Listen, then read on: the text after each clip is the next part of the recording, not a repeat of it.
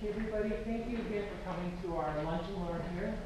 This is the first that Beta Alpha is put on in a weekday during happy hour. We're going to have another one on Tuesday, the 12th, with the International Accounting Standards Board, so we're happy to show up. Today I have the pleasure of introducing somebody from the OECD, which is the Organization for Economic Cooperation and Development. And this is an international organization which Kathleen DeBoer will be talking extensively about. She's the deputy head in the Washington office, and she's going to be going over what the OECD does and what are the options for students. This is a large international organization, so there's potential employment opportunities, internship opportunities, and many other things. So I'm going to turn it over to Kathleen because she's going to do a much better job than I just did. Thank you, Kathleen. Thank you, Michelle. Thank you all for coming. I appreciate it. I want to talk briefly about the history of the OECD, what it is and why we exist at all. Recently I've heard people say if the OECD didn't already exist, we would have to invent it. That's a subject that's open for debate, but we were basically founded as an outgrowth of the Marshall Plan. Does everybody here know what the Marshall Plan was? All right, we have some prizes, okay? Who wants to tell me what the Marshall Plan? You get a free fact book if you can tell me what the Marshall Plan was. Do you want to try? No, I'm a professor. That's all right. We're not excluding this to students. Let's have, unless we have a student who wants. After World War II, Mm-hmm. when we wanted to help reconstruct Europe and Japan, the two countries that were our enemies at that point in time in the war. So we provided money to them to help them redevelop the country. I was always taught. George Marshall gave a speech at Harvard in 1948 where he basically was advocating that we need to spend this money to redevelop Europe. And I always spoke about it in the most glowing philanthropic, wasn't this a great big idea that the United States was going to do? And then some guy, I don't know who he was, like some guy who'd worked for the State Department for years, made this off-the-cuff remark to me one time. He says, well, if we didn't help rebuild them, we were going to be supporting them forever. So he made it sound a little bit more, a little bit less philanthropic and a little bit more pragmatic. But one of the big ideas of the Marshall Plan was that you would be less likely to go to war against somebody if you were doing business with them. And so the cooperation part of the Organization for Economic Cooperation and Development grew out of this that, and I'll show you here, there's a little, on the About the OECD page, you can see here the picture of them meeting and who the original, I think there were originally 24 governments that decided to participate. And the United States is the biggest member of the OECD. It is an international governmental organization. You can think of it as the economic NATO. That is to say, we are established by a treaty or convention, and we are a membership organization. It's harder to get into the OECD than the WTO. We're a little bit perhaps more demanding. Maybe not everybody wants to join the OECD. I'm not sure that China really wants to join the OECD, but we have a special relationship now with China and India and Brazil called enhanced engagement, because these economies are so important in the world that if we weren't working with them, I think our relevance as an institution would suffer. This is just so you know, you can go back here and read about it at your leisure. This is the OECD.org site, is what we call the public site. We've got something like 200 webmasters working throughout the organization. We have 2,400 people in our secretariat in Paris. We currently have 33 member countries, and these are the member countries. And if you scroll down here, you'll also see that Estonia will be joining very soon, and the Russian Federation is also in what this process called accession. Accession to the OECD means that you are agreeing to abide by the conventions of the OECD. And I know Michelle here is very involved in international tax work. Are there any other tax people in the audience that are interested in tax? So one of the big accomplishments of the OECD has been something called the Model Tax Convention. And the easiest way to remember this is, and there's lots of details about it, but think about double taxation. Pretend you are a rock star or an international golfer or tennis player, and you're earning money from countries all over the world. Where do you report that income? To which government do you pay taxes on that income? And so the tax convention is a series of agreements so that governments know how they're going to treat this kind of income. Well, obviously, it's not just for international sports stars. Think of all the multinational corporations that there are that are doing business in all these different tax jurisdictions. So just on the basis of that international tax work alone, the OECD has a reason to exist so that all these countries can come together and talk in a setting that it's not the UN. We do not get involved in defense issues. It's not the World Bank. We do not lend money. It's not the IMF. We do not sort of try to individually go in and sort of fix economies that are on the verge of bankruptcy or whatever. But we provide a forum where our member countries can come together and discuss all the issues that are of interest to them. And they do this using a peer review process and a committee process. We have over 200 working committees at the OECD that comprise 40,000 people from all of our member governments. So for example, one of our big programs is called PISA, the Program for International Student Assessment. And you may sometimes hear or read in the news, the United States came in 27th in math or something like that. Where are they getting these numbers? We have a program that tests students from 57 different countries. Now, right away, if you're paying attention, you say, well, wait a minute, you only have 33 members. How come you have 57 different countries? We have other countries and jurisdictions like Hong Kong and Chinese Taipei that participate as observers, or they participate in some of the other programs that we do, even though they're not members. And we are testing 15-year-olds in reading and math and science. And the tests questions are published, so it's very open and transparent, looking at the results.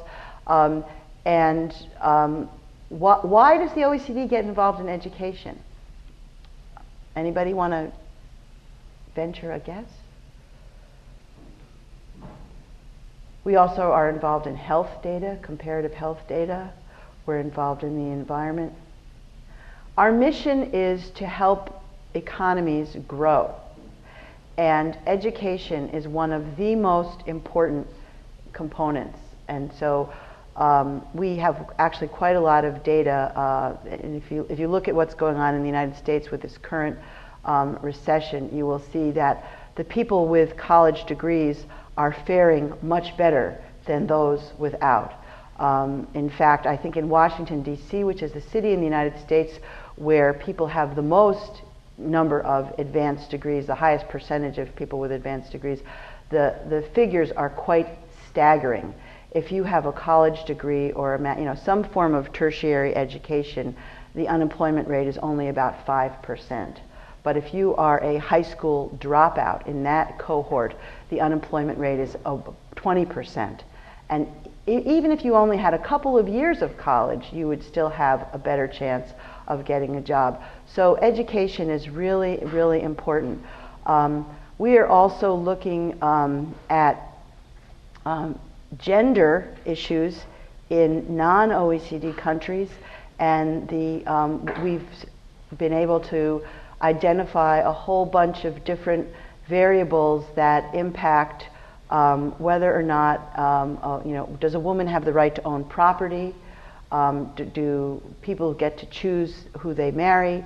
Are they allowed to get education and so forth? And once again, we have very strong data now showing that to the extent that women are allowed to be educated and to own businesses and to inherit property, the whole economy benefits from it, not just the individual woman. So what the OECD, the role that the OECD is currently playing in the world is to bring numbers to the policy debate. Something like only 14% of the legislation passed in the United States is passed on the basis of strong analytical work. You know, like, okay, this is what the numbers tell us, this is what we should do. An awful lot of stuff gets passed because of politics. Let's talk about immigration right now, which is a very hot topic. The OECD has lots of data on immigration, and there's some good news and bad news in our data. I mean, the bad news is that in a number of the countries in Europe that are our members, we have third generation immigrants who have not sort of caught up, who are not assimilating and not doing well, and it's, you know, creating a lot of social and political problems. But we also have a lot of data that suggests that where there is immigration, there is economic growth. And I don't know if you heard Mayor Bloomberg testifying last week in front of Congress, or maybe it was earlier this week. I've been traveling for a week, so I don't even remember what day it was. But I saw him on TV. And basically what he was saying is, you know, that immigrants are the lifeblood of New York City. And, you know, he's very pro-immigration. Of course, he wants it to be, you know, legal immigration rather than illegal immigration. But he certainly doesn't want to stop immigration to New York City. So that's just another example of, you know, having some data. When people start to argue about issues like immigration or healthcare or education, should there, you know, have some data that they can look at that's going back 30, 40, 50 years, so that they're, you know, the voters and the policymakers are informed. So in that sense, the OECD is an economic think tank. So we're a lot of different things, I guess you can say. We are different things to different people. We function as a forum where our member governments can come together and discuss these issues, and we function as a think tank where we're doing a lot of the research to help those committees, you know, have an intelligent discussion. We're also one of the largest publishers of economic data and analysis in the world. And that's the area that I really work in. And let me just now quickly do a little PowerPoint presentation here. Oh, I'm so bad at this. And it's all the way back over the other side, towards underneath the windows. From the beginning? Yeah. Yeah. Okay. All right. So, we are a hub for global dialogue, a source of creative solutions, and a standard setter defining best practice. So that model tax convention is one of the standards that we set, but we also have standards on all kinds of things you wouldn't expect, like fish, fruits and vegetables, guidelines for testing chemicals. Think about international trade, and think about the kinds of standards that countries need. If you want to import, let's say L'Oreal is doing a new hair color product and they want to export it around the world. Every country that they would export it to would have to have its own standard to say, is this product biodegradable, for example, to satisfy their environmental laws.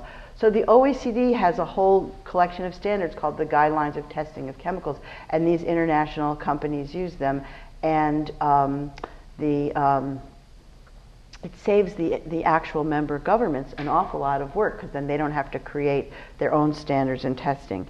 So how does the OECD actually work? There's a council, and the council is made up of ambassadors. Every member country sends an ambassador. It is a presidential appointment. Our current ambassador is a woman named Karen Kornblue, who was appointed by President Obama, and she's think she went to college in, I'm trying to remember, in Pennsylvania, and then she went to graduate school at the Kennedy School of Government at Harvard, and she was one of his economic advisors during the campaign. She's the woman who coined the term juggler families. She's very interested in issues regarding the traditional work week and structure of work, and how that impacts, you know, dual career couples with children and aging parents, and some of those issues that a lot of families are facing right now.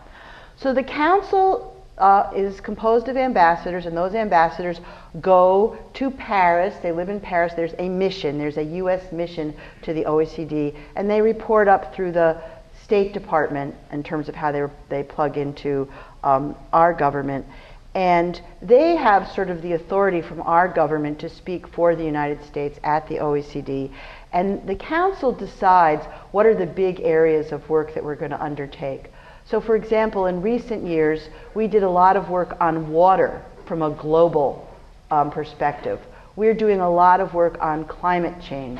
We have a book coming out called Cities and Climate Change that is the culmination of that work, that really tries to put a dollar amounts on what's going to happen to these major cities in the world if the sea levels rise 3 feet. It's a little scary, actually. In terms of people, Asia is going to take the biggest hit. But in terms of dollars, we, the United States, are going to take the biggest hit. If you think about our port cities of Los Angeles and Baltimore and Miami and New York, it's pretty scary. So once the council decides what it is that we're going to work on, and right now we're actually in the period where we work on a 2-year budget. It's called a biennium, program of work and budget. We're just wrapping up 2010, and the council is in the process of deciding what they're going to, what we're going to be working on in 2011 and 2012. Of course, our secretariat provides them with some ideas of the things that we can do, but it's kind of a two-way street. Our member governments may say, and I won't be surprised if some of this currency balancing, because of what Geithner just said this morning, if that becomes an issue in the next biennium. But once we have our marching orders, we get to work. And how do we work? So committees are, as I said before, we have over 200 committees, and they are made up of people from the departments and ministries of our member government. So the Education Committee is going to have people from the Department of Education. The Labor Committee is going to have people from the Department of Labor and the Ministry of Labor in France and the UK and so on. And they discuss things. And then the Secretariat, which is what I work for, we have 1,000 socioeconomists on staff. And those people do not necessarily come in for life. But for example, maybe some of the faculty here, you might be hired on a 2-year project post to work on a particular report or something that we're doing. Go over to Paris for 2 years. Maybe you'd be sent out, if you're working on an economic survey, you'd be sent out to the country that you're doing the survey on. If you were working on aid effectiveness, you might be sent to some of the countries in Africa and the Middle East and Central Asia, where we're doing a lot of work on aid effectiveness. And so it isn't necessarily a kind of career organization where, you graduate from college, you go work at the OECD, and you retire. I mean, there are some people like that, but there's an awful lot of people coming in and out, and they might work at the OECD for 2 years and then work at the World Bank and then come back and work on another project at the OECD. So there's a lot of movement, and that's good. We think it's very healthy for the organization. So at the heart of our work is this peer learning approach. And now here are some of you can see, it's a big org chart. This is just the tip of the iceberg. I'm not going to show it all to you. But if you look at sort of the 5 key areas, the economics department has, you can see, a center for entrepreneurship at small and medium enterprises and local development. The International Energy Agency is under the umbrella of the OECD. That was formed while I was in college long, long ago. when we had our first energy crisis in 1974, and the member countries decided that they needed a mechanism to sort of monitor supply and demand and price and so forth of energy. We have a let me close this. Nuclear Energy Agency. We have, and this is a sort of more recent development, the Directorate for Science and Technology and Industry. We're doing work on nanotechnology, biotechnology, all kinds of research. Then under employment, social policy, and the environment, you see education. That's a big area. Labor and social affairs, and the environment. So those are three very big areas. Tax and investment, and trade and agriculture. Governance, both government governance and corporate governance, public governance and enterprise affairs, which is, business. Our official languages are British English and French, so if you see some funny spellings here, that's because we have British English. And then we have this whole area for non-member economies. So you can imagine that all of our European members are doing a lot of trade with Africa. So even though the African countries are not members, we want to have the best data that we can get. We want to know what's going on in those countries. And development. We don't give anybody any money, but our members do. So the United States is the biggest donor of aid in the world. But the OECD looks at where the United States is giving money and how it's being spent, and reports in this organization called the Development Cooperation Directorate, and we do something called aid effectiveness. And there's been a lot of there's a lot of discussion in the development world these days about, is this the best thing? And I'm trying to remember the name of the book. Maybe some of you are aware of it. That a woman wrote, and actually she was talking about China's work in Africa, which is not really aid, but it's investment, and that it doesn't come with any political strings attached, so they'll be just as happy to give money to a ruthless dictator as to a democracy, but that investment in business in countries is actually much more beneficial than aid. So there's quite a dialogue going on in the development area about what we should be doing. So what is the OECD's impact? We're in the press all the time. These are just these are a little bit old actually, but this is a recruiting tool. So I do want to talk a little bit about how to get a job at the OECD, because I'm sure you're all thinking about maybe this is a place you might want to work someday. I have to tell you a funny personal story. I was an economics major at Harvard back in the 70s, and of course we didn't have any online anything. We barely had computers. They were big. But I had a little pamphlet that one of my professors had distributed from the OECD on something that I was studying, and I glanced at, and I said, oh, these people are in Paris. And I had worked in Paris a couple of summers and spoke French, and I thought, oh, maybe I can go work there. And then I never gave it another thought for my entire adult life until back in 2006 when I saw a job advertised at the OECD, and I said, oh yeah, I remember the OECD. I thought I might like to work there someday, and I applied for the job. So you never know. You might not go there immediately upon graduation, but perhaps later in your career you might think of us. So jobs, the big jobs are advertised in The Economist, but all the jobs are on our own website under the Human Resources job opportunities. And so you would see an advertisement and you would respond to it. It's a good idea if you have any desire to work at the OECD to just go to that site and upload your resume. It will hold it there so that anytime a job comes, you won't have to, you might go in and spruce up your cover letter a little bit or add some experience, but you won't have to go through the whole process again.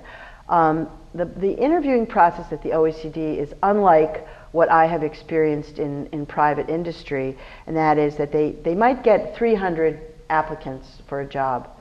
For almost all of the positions, you have to be a citizen of an OECD country, but there are some exceptions for some jobs.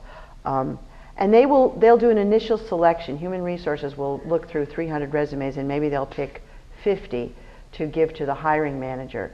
The hiring manager will then look at that, what we internally call the long list, and cut it down to a short list of 5 to 10 people he or she actually wants to interview. The interview will be done by a panel. In a lot of private industry, you first meet with Human Resources, then you meet with the hiring manager, and then if they like you, you get to meet with other people that might be you would be working with, or people that might be reporting to you. And that process may take several different days of going to that company. I watched a show on Goldman Sachs last night on CNBC, and they were talking about their process where they really interview people, like 15 times. I mean, they bring people in a lot, and they really spend a lot of time sort of deciding whether or not they can work for us. We're just the opposite. This panel will include your boss, your future boss, and maybe one other person from your directorate, and then it will include somebody from the Human Resources, and then it will include some people from other directorates in the OECD. And they'll usually ask you about 10 questions. At least one of them, I assure you, will be about teamwork, what you think teamwork is, and what's your sense of teamwork, and how do you fit in a team, and so forth. They'll certainly ask you about your, how did I put this? I don't know how they'll say it, multicultural sensitivity, because the OECD is a very multicultural organization. It's not just French people over there in Paris. It's Germans, Italians, Japanese, Koreans, Turks, people from all of our member countries. And then your panel interview will only last an hour, and then they'll interview the other 4 people that they're going to interview on the same day. So what it allows the panel to do is to see all the candidates next to each other, all being asked the same questions, and then they discuss as a group who they think the best people are. And then they'll make somebody an offer. And so this is a very different process. It's the first time in my professional career that I had this kind of process. So if you were going to apply, what do you need to do? And I think this is actually good advice for any job that you're looking for, not just the OECD. It's really important that you look at that ad and you look at what they're asking for, and you tailor your cover letter to not just about all the fabulous things that you've done in your life, but what are the things that you've done that are going to help you to address the needs that they've identified. So that's matching your pitch to the key criteria. If you're going in to be an economist or a statistician, you might have to take a test. You might have to write something. They want to see drafting ability is very important.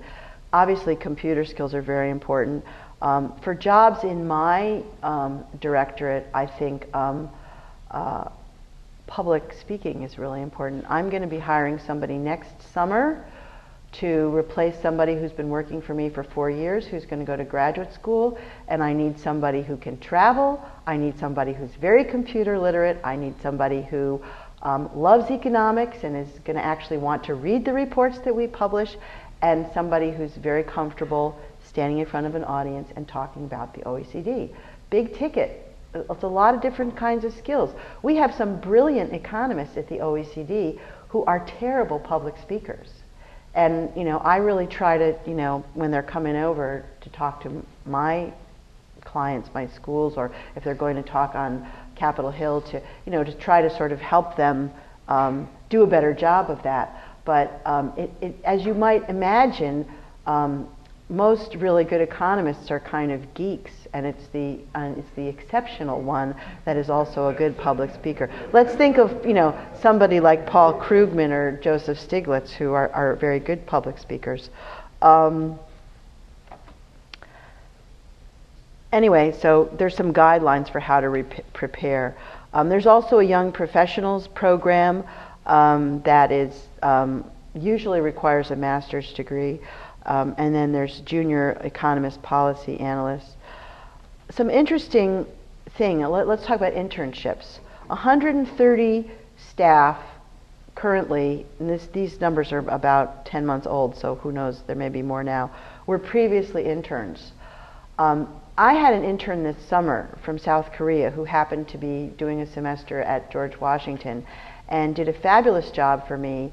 And not only is she coming back to be a paid consultant this spring, but the G20 is taking place in Seoul in November, and I am putting her together with the top people from the OECD, the Secretary General, who are going to be in Korea, and she's going to have the opportunity to work for them while they're over there for the G20. I mean, this is a great way to get your foot in the door and show people how fabulous you are, not just at the OECD, but anywhere. I've been Sunday night I talked at Wellesley, and Monday night I talked at BU, and a lot of the students there were saying, "Who's hiring in economics right now?" And I said, "Well, everybody and nobody, really. I mean, anybody who can hire. The critical skills that you learn in business and economics are applicable, you know, in just about any industry. But what I think people should do is they should identify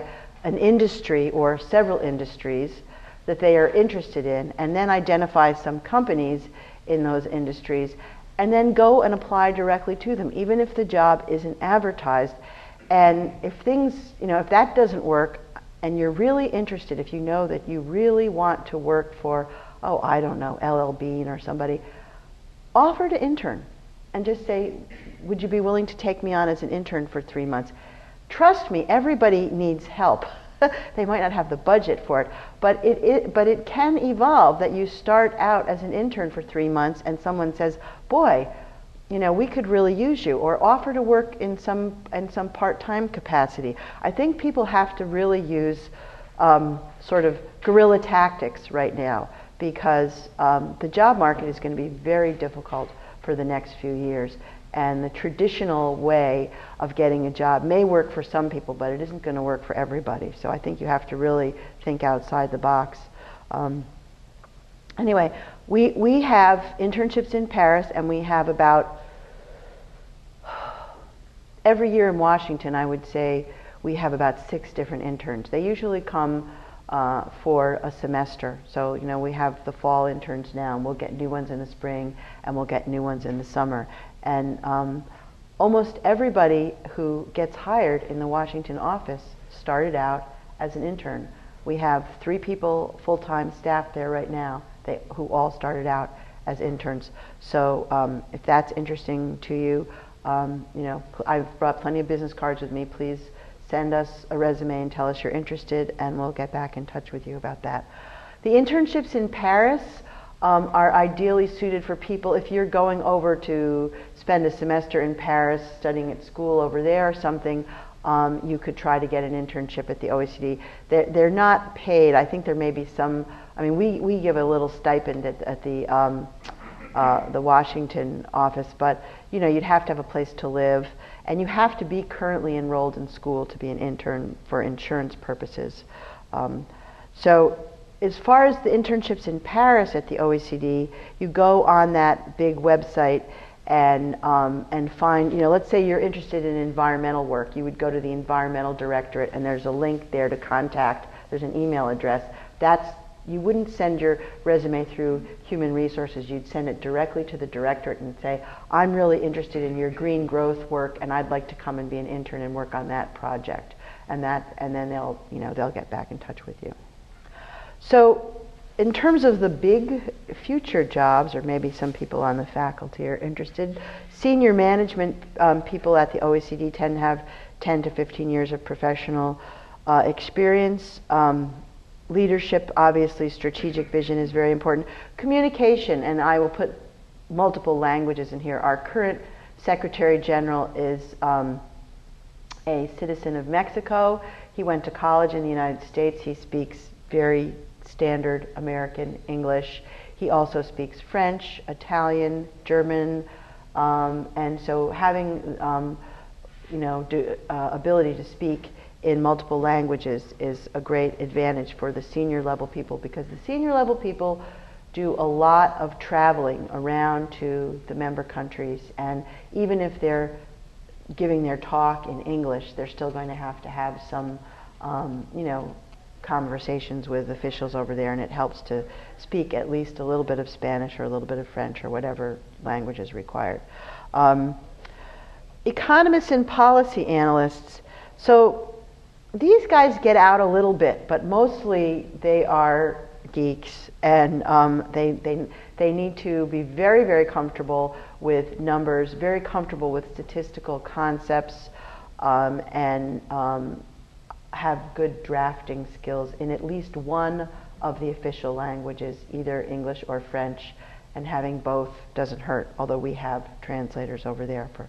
And people and project management experience.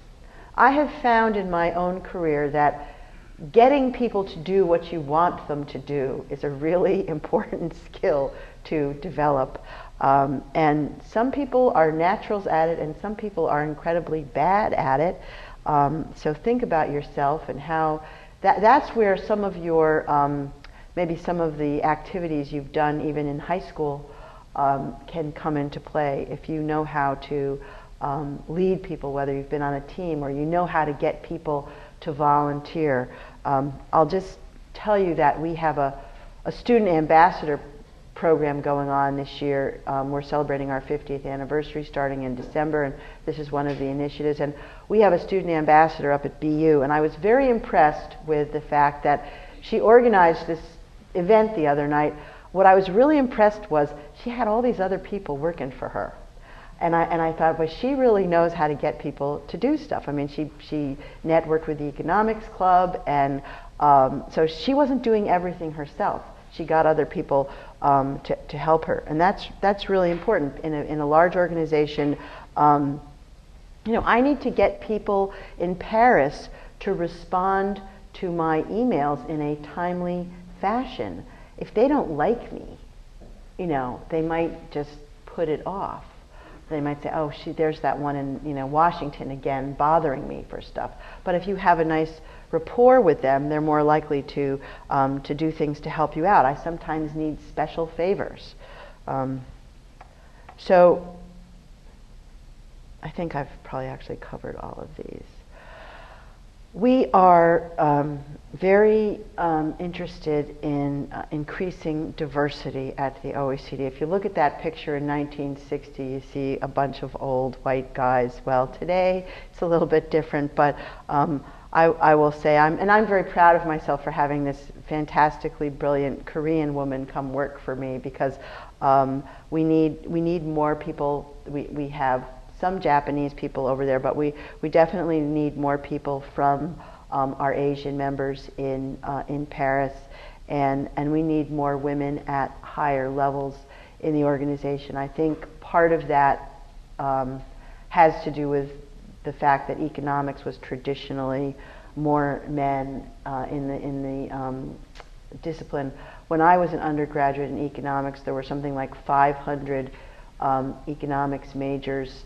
And I don't know how many of us were women, but I would go to events and there'd be like 3 girls there, So I think it's changed a lot now, but I think that's part of the problem. And so that is an objective of ours, is to recruit more women at the senior level. And the OECD, like many other multinational organizations and many companies and everything, is also looking at ways, this is just recruiting, but I'm just going to skip and talk a little bit about how our organization can be more useful and relevant in the world economy as it's changing. When I started out, I said if we didn't already exist, they'd have to invent us.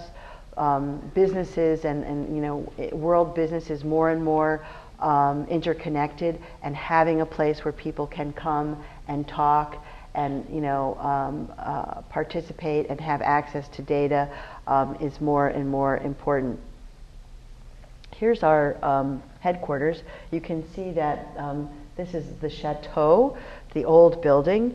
And then over here you see this very modern building, but what you don't see is underground, where all these people are sitting, is the most state-of-the-art conference center in France, if not all of Western Europe. In fact, interesting little historical fact, George Bush was the first American president to actually make a speech at the OECD. And it wasn't because he was so enamored of the OECD, it was because the OECD had the best place in Paris for him to make such a speech, had the facilities for the simultaneous translation and everything. So it's really a wonderful facility, and if you do make a field trip, I know you talked about taking some people over there, we invite you to arrange to come and have a tour of it. Here's Edmund Phelps, the 2006 Nobel Prize in Economics, saying we're the central nerve center of professional economists and policymakers. So it's if international policy is your thing, this is a pretty cool place to work. And I don't know how much time do I have left? 15 minutes. I'd be happy to take some questions, and also I can show you around a little bit more of the homepage, but maybe I'll just pause for a minute and see if anybody has any questions so far. Yes? I'm Brian Massey. I saw that OECD got some press in the past week regarding a study about poverty in the United States and an increase in the level of poverty. Could you talk a little bit about the study or how you go about doing something like that? How we go about doing it. I'm going to try. You don't know which particular. It was. Here, well, let's go to the newsroom. So let's say you heard about something like this and you didn't know where to find it. Here are some of the recent reports. It was probably in the U.S. Economic Survey. I'm going to guess that's where it was. So what I'm going to do is go to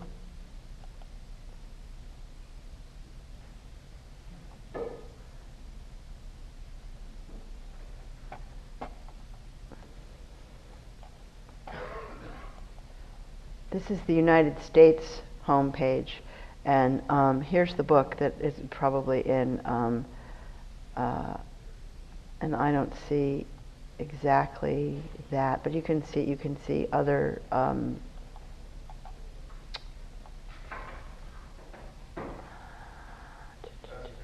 well, no, hold on, I just want to, but I will tell you how we do it, okay? So the surveys, for example, here's just kind of a little summary of the surveys, and this one is mostly, I think, talking about the deficit. The surveys are done every 18 months for our major member countries, and we send out a team. All the people that write the U.S. Economic Survey are from other countries. They are not from the United States. But they come to the United States and they interview different people in the United States, let's say at the Department of Labor or the Department of Education, and they use the data, which is the data that we are collecting on a regular basis. And the surveys tend to identify 5 key things that they think the country should be working on in the future. The last U.S. Economic Survey recommended that we work on fixing our health care. And here, once again, the main threat to fiscal sustainability is long-term growth in public health spending. So the fact that more people have fallen into poverty, and I think 1 in 5 of them are children. We now have something like 50 million people living below the what is $22,000 a year for a family of 4 in the United States. That's the official poverty line. Trust me, if you lived in a lot of other places, you wouldn't consider that very poor. But we know that the income gap in the United States has become grown a lot in the last 10 years. And so how we do it is basically just by looking at the data. There are some politics at the OECD. That is to say, this committee process, everybody has to sign off on these reports. So there will, the U.S. ambassador will sign off on the U.S. report. That doesn't mean that we're going to change anything in the report, that we're not going to talk about something because it's politically embarrassing. But when they're presented with the data and the methodology, they know, and 29 other people sitting at the table who are going to sign off on this, they generally go along with it. But I mean, there is, I have heard that there can be some countries that are sensitive about certain things being addressed in their reports. Yes? Can you explain how the OECD works with countries on sustainability and the environment? I know you have the director in that particular area. Or let's go to the...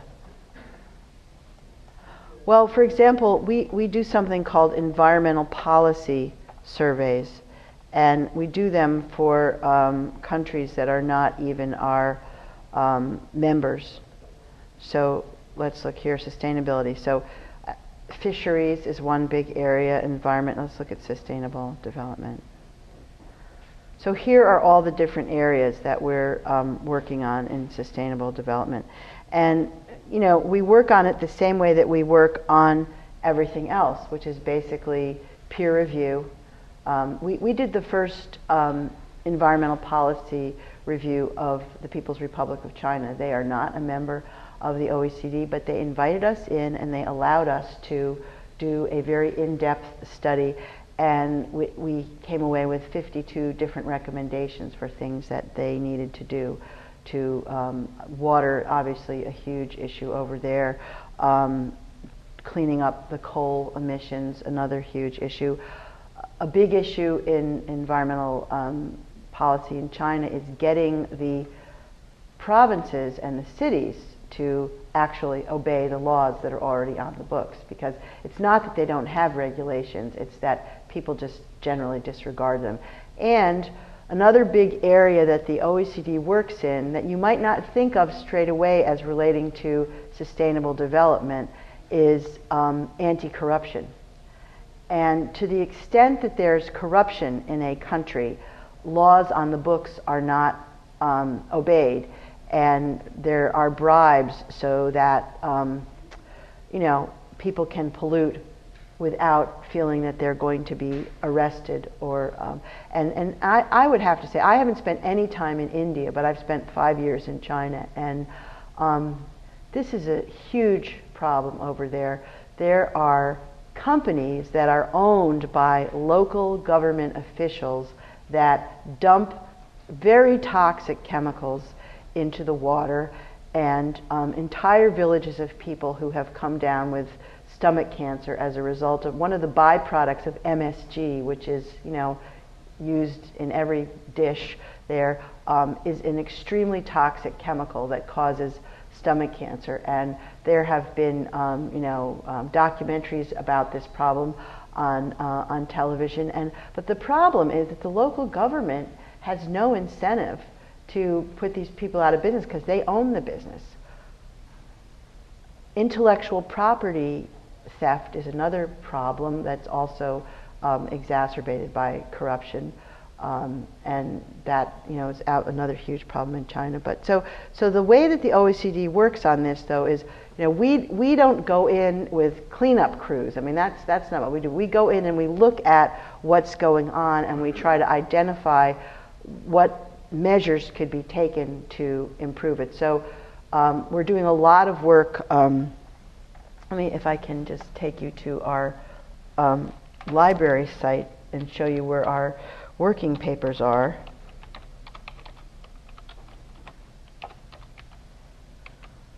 Okay, I spelled it right.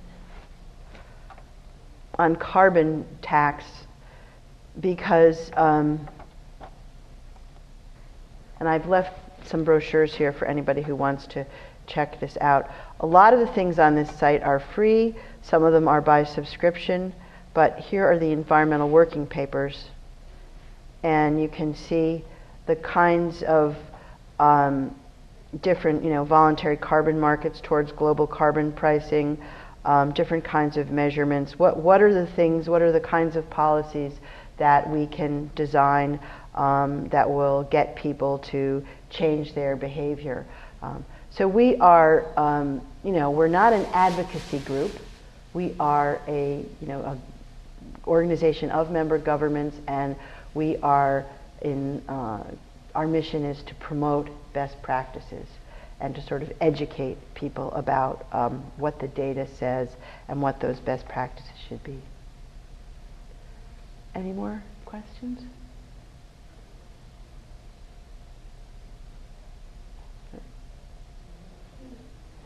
Do we have a few more minutes? Okay. Great. Well, thank you for being such a good audience.